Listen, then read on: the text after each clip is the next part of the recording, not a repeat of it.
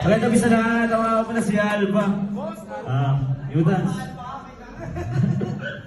Ayan na, putik na yan. May tabot pala ni Digius dito.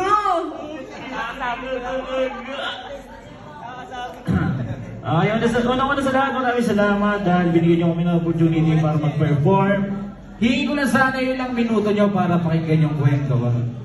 Sa lahat ng judges, magandang gabi, maraming salamat. Contestant dyan, contestant. May ipaparinig lang ako. Bago sa saksi, kulungan ang bagsak na isang ama na inireklamo ng ilang ulit na panggagahas sa 16 taong gulang na anak. Namulis pang biktima. Saksi, si John Consulta, exclusive. Bigyan natin ng huli yung musikang rap.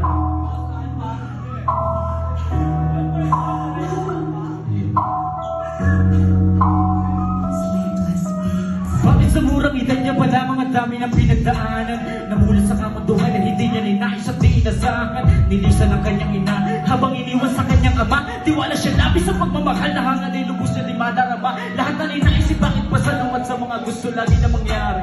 Ibig mapabuti, lalong nasira, nawasak at grabe nangyari. Ginawa siya libangan at parausan, lalo pang nalalasing ang kanyang itinurin ay pagkademonyo ni tao at lagi siyang inaangkin. Kahit lubuha ang mga mata, alam niya wala na rin magagawa. Kaya nga pinili niya pa ang mabuhay kahit na kami napaliwala. Kasi kahit pa na magdumain, dahil sa dami niyang suliranin, wala rin iba na makikinig, tangin na kasaksi lamang ay mga digdi sa pangyayari na mapain dahil sa mga matatamis niya na wika. Bukang bibig na naman niya na sa kanya na mismo luwas tali. Di siya kinurin na isang anak dahil lagi na lang nakapiin. Di matatawag na mismo tahanan to kung halili na rin yung sakit.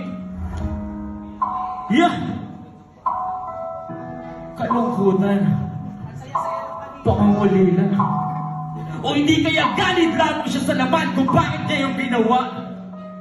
Ilang taon na ang lumipas at nasa tama ng edad. Wala siyang lakas loob na sumubok. Humingi man lang o maglahad. Magkwento ng tamang nangyari sa iba dahil lang alam niya iisa lang naman daw hinangad.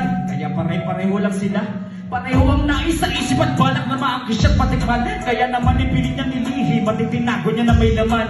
Nagbunga ng ayong halaman na may kamundo ang inilig. Kahit itago ilihim may nakakakita at sa bibig naririnig. Hanggang sa dumating na ngayong araw, panahon na ng pagbabalik. Ina nagtrabaho lumisan iniipon sa niya at ang pananabik.